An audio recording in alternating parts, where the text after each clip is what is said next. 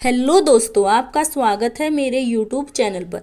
लालच का विष, एक सर्प और एक ब्राह्मण की कथा।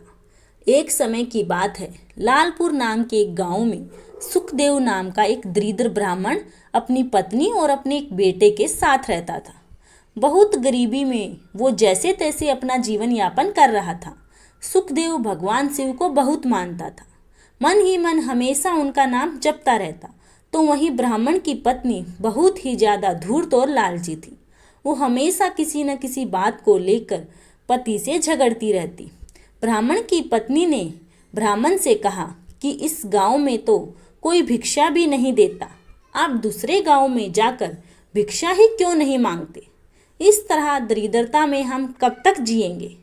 ब्राह्मण ने उत्तर दिया कि मैं अपनी तरफ से कोशिश तो करता ही हूँ, अब अगर मेरी किस्मत में ही सुख नहीं है तो मैं क्या करूं।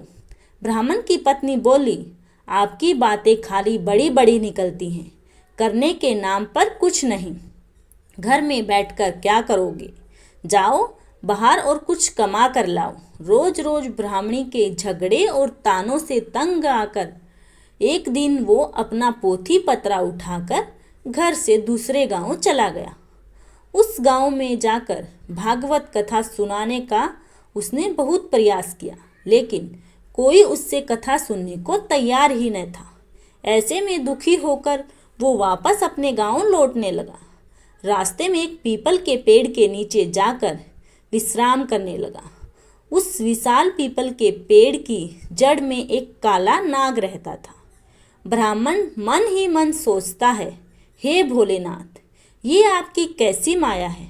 मैं आपकी कथा सुनाकर अपना घर संसार चलाना चाहता हूँ, लेकिन मुझसे तो कोई कथा सुनने को तैयार ही नहीं है। अब मैं क्या करूँ। प्रभु, अब तो आप ही मुझे कोई रास्ता दिखाओ।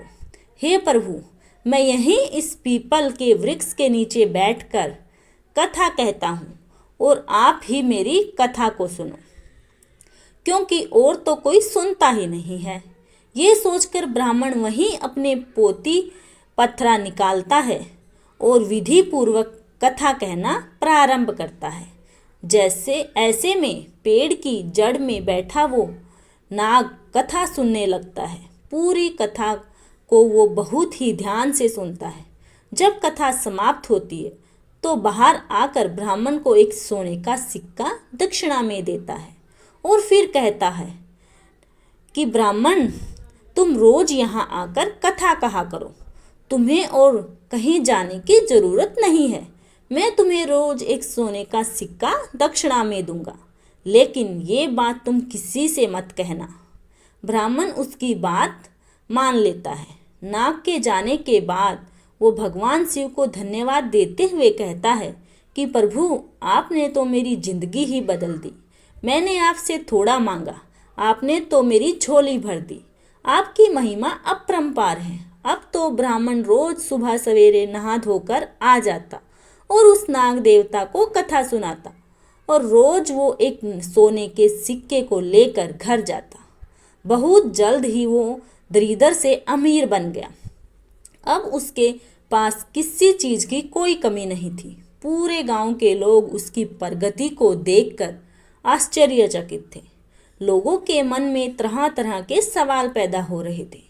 बहुत लोगों के दिमाग में तो ये भी चल रहा था कि जरूर ये ब्राह्मण कोई गलत काम कर रहा है, जिसकी वजह से वो इतना जल्दी इतना धनवान हो गया है। अब लोग ब्राह्मण की पत्नी से सवाल करने लगे। पर एक पड़ोसन ने पूछा कि तुम्हारे पति के पास इतना धन कहाँ से आया है, आखिर ऐसा कौन सा काम करने लगा है वो।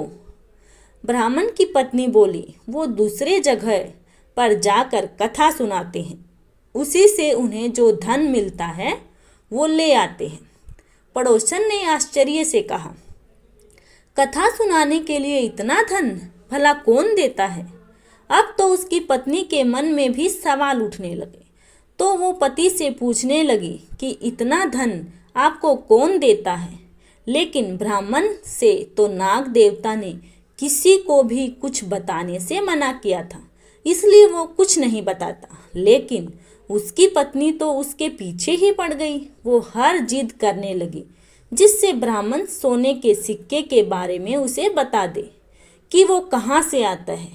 ऐसे में एक दिन ब्राह्मण विवश हो गया और उसने धीरे से पत्नी को नाग के बारे में बता दिया। अब तो उसकी पत्नी के मन में काफ़ी ज़्यादा लालच आ गया। उसने सोचा कि जरूर उस पीपल के पेड़ के नीचे बहुत खजाना है जहाँ से वह नाग सोने की मोहरें लेकर देता है। अगर उस नाग को मार दिया जाए तो पूरा खजाना हमें मिल सकता है। इसलिए ब्राह्मणी ने अपने पति को खाने में एक नशे की दवा दे दी जिससे सुबह उनकी नींद ही नहीं खुली। और उसने अपने जवान बेटे को उठाकर कहा कि बेटा सुनो, वहाँ पीपल के पेड़ के नीचे रोज तुम्हारे पिता कथा कहते हैं जिसे सुनने के बाद एक नाग सांप आकर उन्हें सोने का सिक्का देता है। उस पीपल के पेड़ के जड़ में जरूर कोई खजाना दबा हुआ है। तुम आज वहाँ जाकर कथा कहो और जब कथा समाप्त होने पर हो तो सर्प तुम्हें सिक्का देने आए तो उसे मारकर उस पेड़ के नीचे से पूरा खजाना निकाल कर ले आना। बेटे को भी लालच आ गया और वो पोथी पत्रा लेकर उस पीपल के पेड़ के नीचे जा पहुंचा और जाकर कथा कही। जब नाग देवता सिक्का लेकर उसे देने आया तो उसने नाग पर फावड़े से प्रहार कर दिया जिससे नाग का पूंछ कट गया और वो किसी तरह बचकर वहां से निकल गया। जैसे ही ब्राह्मण के बेटे ने पेड़ के नीचे खोदना शुरू किया तो नाग ने पीछे से उस ब्राह्मण के बेटे को डस लिया जिससे उसकी मृत्यु हो गई। इधर जब ब्राह्मण का नशा टूटा तो उसने देखा कि उसका पोथी पत्रा वहाँ नहीं है। उसे समझ में आ गया कि कुछ तो गलत हुआ है। वो जल्दी जल्दी से पीपल के पेड़ के पास गया तो अपने बेटे को मृत देखकर दुखी हो गया। अब उसे सारी बात समझ में आ गई थी। उसने अपने बेटे के मृत शरीर का अंतिम संस्कार किया। उसके बाद उसने अपनी पत्नी से कहा कि मुझसे बहुत बड़ी भूल हो गई कि मैंने नाग देवता के मना करने के बावजूद तुमसे ये बात बताई। आज तुम्हारे लालच की वजह से हमारे पुत्र को हमने खो दिया। लेकिन उसकी पत्नी को उसकी बात का कोई असर नहीं हुआ। दूसरे दिन उसकी पत्नी ने उससे कहा कि आप जाकर उस नाग देवता को कथा सुनाइए, कम से कम घर का खर्च तो चलता ही रहेगा। पत्नी की बात से विवश होकर वो अपना पोथी पत्रा लेकर फिर से उस पीपल के पेड़ के नीचे गया और कथा कही। कथा समाप्त होने पर वो नाग बाहर आया और उसने ब्राह्मण से क्रोधपूर्वक कहा कि तुम यहाँ से चले जाओ। ब्राह्मण, तुम पुत्र के मृत्यु से दुखी हो तो मैं अपने पूंछ के खोने से दुखी हूँ। मैंने तुम्हें पहले ही मना किया था कि ये बात तुम किसी को मत बताना, लेकिन तुमने मेरे साथ विश्वासघात किया है। मैं तुम्हें श्राप देता हूँ कि जो संपत्ति तुमने मेरे द्वारा अर्जित की है वो सारी नष्ट हो जाएगी। नाग के श्राप से कुछ दिनों में ब्राह्मण फिर से दरिद्र हो गया। उसने अपनी पत्नी से कहा, आज तुम्हारे लालच की वजह से हम फिर से दरिद्र हो गए हैं।